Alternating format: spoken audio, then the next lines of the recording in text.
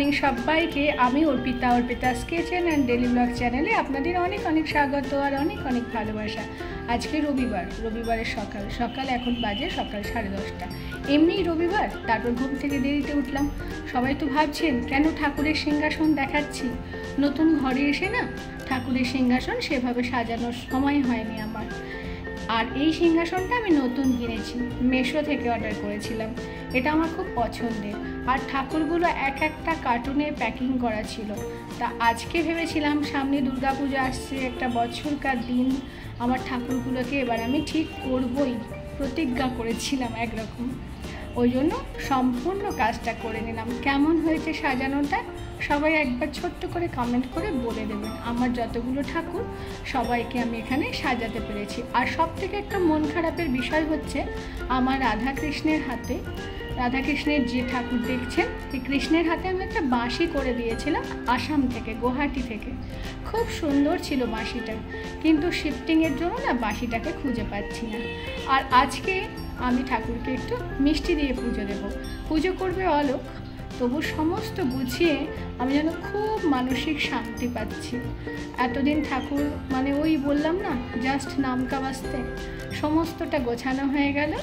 রবিবার যেহেতু অনেক কাজ থাকে, বিছানা গোছানো কমপ্লিট। পর্দাটাকে গিট বেঁধে দিলাম, কারণ বিছানায় একটু রোদ আসুক, হাওয়া বাতাস আসুক, সেটাই আমার খুব পছন্দের। টোটাল ঘর গোছানো আমার রেডি। এখনও কিন্তু আমি সেইভাবে ঘর গুছিয়ে উঠতে পারিনি। এখনও আমার হলে অনেক কার্টুন রয়েছে যেগুলো এখনও রেডি করার সময় হয়নি। আর মেশিনে প্রচুর জামা কাপড় চালিয়েছিলাম, মানে কাচতে দিয়েছিলাম, সেগুলোও মেলা হয়ে গেছে। আর তার সঙ্গে তেলাপিয়া মাছ, অরিজিনাল যেটা তেলাপিয়া, কালো কালো কালারের হয় না, সেইটা। আলু আর কাঁচকলা আদা বাটা দিয়ে মাছটা একটু মাখা মাখা করেছি। মুগের ডাল করেছি পেঁপে দিয়ে, আর উচ্ছে ভাজা দিয়ে, শুকনো লঙ্কা দিয়ে, রাঁধুনি ফোড়ন, কাঁচা লঙ্কা দিয়ে করেছি। সবাইকে গুড ইভিনিং বন্ধুরা। খাওয়া দাওয়া করে সন্ধ্যেবেলা বেরিয়ে গেলাম বাজারে, কর্তাগিন্নি দুজনা মিলে।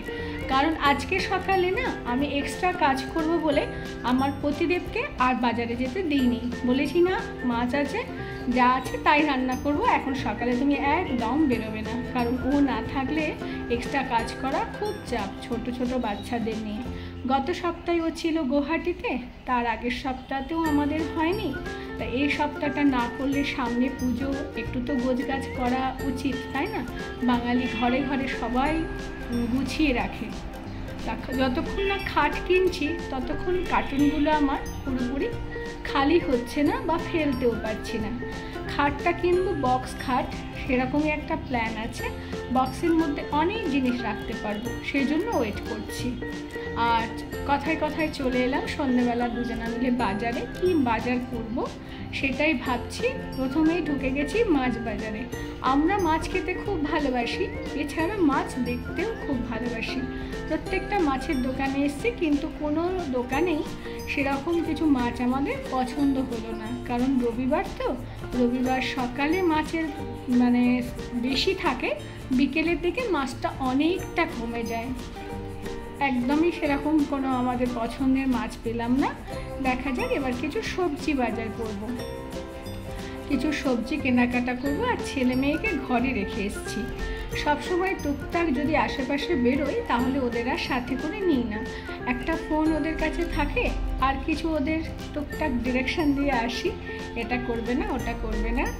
ওরা আর কেউ আসলে ফার্স্ট আমাকে ফোন করবে, দরজা খুলবে না, যা যা আর কি মা বাবারা বলে সেগুলো বলে দিয়েই ওদের ঘরে রেখেই যায়। কারণ রাস্তায় প্রচণ্ড ভিড়, আর ওরা আসলে বিরক্ত বোধ করে।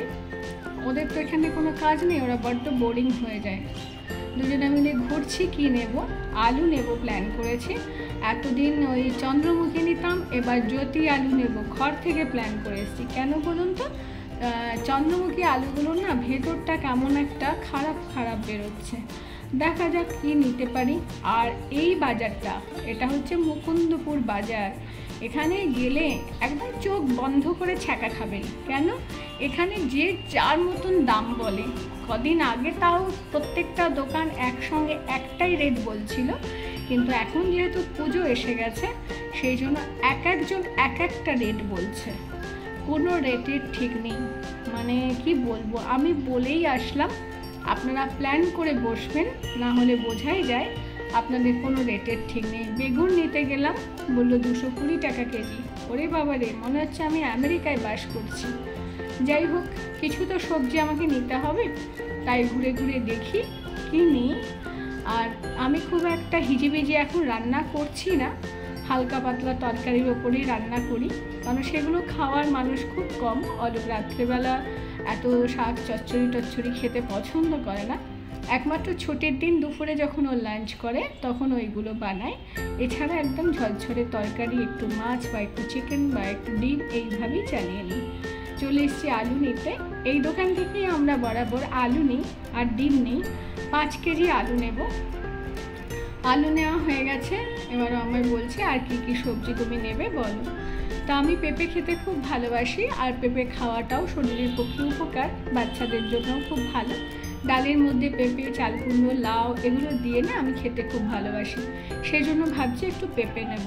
ঘুরছি কোথায় ভালো পেঁপে পাই, একটু কম দামে পাই। সত্যি কথা বলতে কি আমার বলতে খারাপ লাগছে না, কারণ আমি মার্কেটে ঘুরছি, যদি একটু কোথাও রেটটা কম, কোথাও 60 টাকা বলছে পেঁপে, কোথাও 40 টাকা বলছে পেঁপে। এই কাকুটা 30 টাকা বলেছে। আর পেঁপেটাও খুব ভালো দেশি পেঁপে, আমি ঘরে এনে রান্না করেছি, ডালে দিয়েছি, দেখলাম না খুব ভালো। এই কাকুটার মানে সবজির দামগুলো যথেষ্ট হাই, কিন্তু তুলনামূলক মার্কেটের তুলনামূলক অনেকটা কম। সেই জন্য এই কাকুটার কাছ থেকে সব সবজিগুলো নিয়ে নেব, যেগুলো আমার দরকার। আর সঙ্গে একটু বাচ্চাদের ফোনটাও করে নিলাম, কি করছিস তোরা। একটু ভয় লাগে, মেয়েটা তো খুব ছোট, আর জানলাগুলোর তো এখানে সেভাবে গার্ড নেই। আপনারা যারা আমার ব্লগ দেখেন তারা দেখেছেন পুরো জানলাগুলো একদম খোলা, ওইটাই একটু টেনশন। যাই হোক, বেরোনোর সময় আমি বন্ধ করে দিয়েই বেরোই, আর বলে দিই একদম খুলতে না। আর বাকিটা উপরওয়ালা নিশ্চয়ই উনি থাকবেন, দেখবেন, রক্ষা করবেন, এছাড়া আর আমরা কি করতে পারি, তাই না। ভেন্ডি নেব কিছুটা, ভেন্ডিগুলো কিন্তু খুব ভালো, একদম কচি কচি, আর খেতে আমরা ভালোবাসি। মিষ্টি কুমড়ো নেব। একটা কাঁচকলা 10 টাকা। সেদিনকে মেট্রো ক্যাশ অ্যান্ড ক্যারি থেকে এনেছিলাম 1.5 কেজি কাঁচকলা, অনেকটা দাম কম হয়েছিল।